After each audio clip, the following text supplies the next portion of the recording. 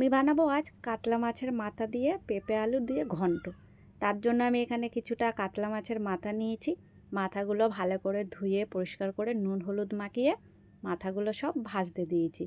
এইদিকে আমি মাথাগুলো ভাজতে দিয়ে পেঁপে আর আলুটা এরকম ছোট ছোট ডুমো ডুমো করে কেটে নিয়েছি। এই যে মাথাগুলো সব আমার এক পাশ ভাজা হয়ে গেছে, এবার উল্টে দিচ্ছি আরেক পাশ ভাজার জন্য। এই মাথাগুলো তুলে নিয়ে আরও কিছুটা মাথা আছে সেগুলো ভাজতে দিয়ে দেবো। এই যে মাথাগুলো আমার সব ভাজা হয়ে গেছে, এবার এইগুলো তুলে নেব। নিয়ে আরও কিছু মাথা ছিল সেগুলোও আমি ভাজতে দিয়ে দিলাম। মাথাগুলো ভাজতে দিয়ে আমি এবার মশলা করে নেব। মশলার মধ্যে নিয়ে নিলাম পেঁয়াজ, আদা, রসুন আর কিছুটা কাঁচা লঙ্কা। যে মাথাগুলো সব আমার ভাজা হয়ে গেছে, মাথাগুলো সব তুলে নিয়েছি। এবার কড়াইয়ে আরেকটু তেল দিয়ে তেলে ফোড়ন দিলাম তেজপাতা, গোটা জিরে আর গোটা গরম মশলা। ফোড়নটা দিয়ে খুব ভালো করে ভাজা ভাজা করে নিলাম। নিয়ে তারপর কেটে রাখা পেঁয়াজটা দিয়ে দিলাম।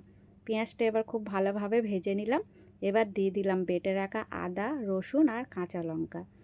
এবার মশলাটা ভালো করে কষিয়ে নেব যতক্ষণ না মশলা দিয়ে আদা রসুনের কাঁচা গন্ধটা যাচ্ছে।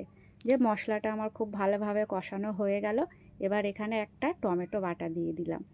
টমেটোটাও একটু মশলাটার সাথে কষিয়ে নিলাম। এবার দিয়ে দিলাম কিছু গুঁড়ো মশলা। মশলার মধ্যে আছে পরিমাণ মতো নুন, হলুদ, জিরে গুঁড়ো, ধনের গুঁড়ো আর একটু কাশ্মীর লঙ্কার গুঁড়ো আর সামান্য একটু চিনি দিয়েছি। দিয়ে ভালো করে মশলাটা কষিয়ে নেব। একটু জল দিয়ে মশলাটা ভালো করে কষিয়ে নিয়েছি। এই যে মশলাটা আমার কষানো হয়ে গেছে, মশলা দিয়ে তেল ছেড়ে দিয়েছে। এবার এর মধ্যে আমি কেটে রাখা আলু আর পেঁপেটা দিয়ে দিলাম। পেঁপে আর আলুটা আমি হালকা একটু সেদ্ধ করে নিয়েছি।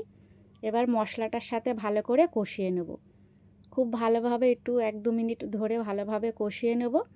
এর মধ্যে আমি ভেজে রাখা মাছের মাথাগুলোও দিয়ে দিলাম। দিয়ে খুব ভালো করে সব কিছু এবার একসাথে কষিয়ে নেব। খুব ভালোভাবে আমার এখানে কষানো হয়ে গেলে তারপর দিয়ে দেবো ঝোলের জল। এই যে আমার খুব ভালোভাবে কষানো হয়ে গেছে, এবার দিয়ে দিলাম ঝোলের জল। খুব বেশি জল দেব না, একটু মাখা মাখা হবে। আর পেঁপে আর আলুটা তো আমার আগে থাকতে একটু সেদ্ধ করা আছে। এবার ঢেকে দেবো 2-3 মিনিটের জন্য। 2-3 মিনিট পর এই যে খুব সুন্দরভাবে হয়ে গেছে আমার পেঁপে ঘন্ট কাতলা মাছের মাথা দিয়ে। এবার এর মধ্যে আমি দিয়ে দেবো কটা গোটা কাঁচা লঙ্কা। যে কাঁচা লঙ্কা দিয়ে দিলাম আর দিয়ে দেবো একটু গুঁড়ো গরম মশলা আর 1 চামচ ঘি। এবার সব কিছু একসাথে দিয়ে আমি ভালোভাবে মিশিয়ে নেব। মিশিয়ে রেখে দেবো 2-3 মিনিট ঢেকে। এটা খেতে ভীষণ দারুণ হয়। আমার বাড়ির সবার খুব প্রিয় খাবার এটা। এটা পেলেই আর কিছু লাগে না।